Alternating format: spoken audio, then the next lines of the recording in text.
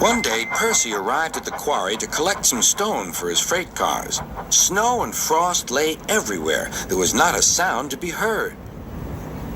Percy ventured further. He found Mavis, the new diesel engine, resting in the shelter of some rocks. "Cheer up, Mavis," he whistled.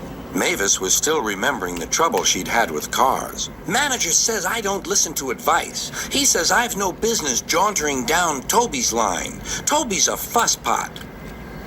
"Toby has forgotten more about freight cars than you will ever know," replied Percy. "You must put the cars where he wants them. Then you'll be a really useful engine. Now, if you'll excuse me, I have to take these stones to the harbor." Mavis liked Percy, but she still wouldn't listen to his advice. "Why shouldn't I go on Toby's line?" The siding arrangements were awkward. To put the cars where Toby wanted them, Mavis had to make several journeys. She started making a plan. "If we used the teeniest bit of Toby's line," she said to her driver, "we would save all this bother." Her driver, suspecting nothing, allowed them to go as far as the first level crossing.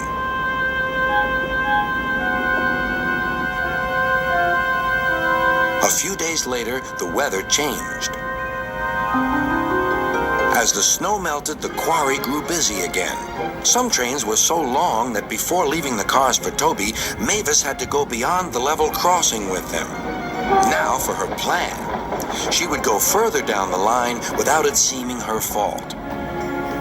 "Can you keep a secret?" she asked the freight cars. Yes, yes," they chattered. "Will you bump me at the level crossing and tell no one I asked you?" The cars promised.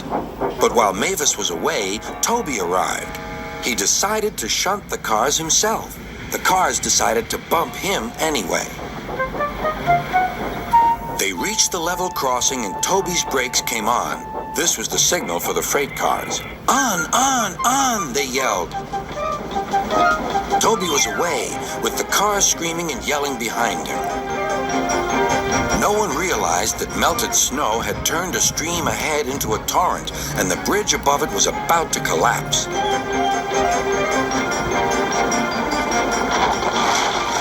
The rails were now like a tightrope across the thundering water. "Stop! Stop!" cried Toby. His driver fought for control. They came nearer and nearer to the bridge. It was all or nothing now. The driver braked hard.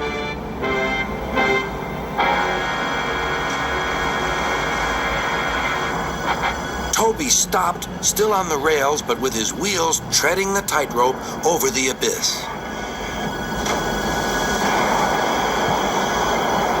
Mavis was horrified and quickly came to the rescue. Workmen anchored Toby with ropes while she pulled the freight cars away. Then she helped Toby to safety.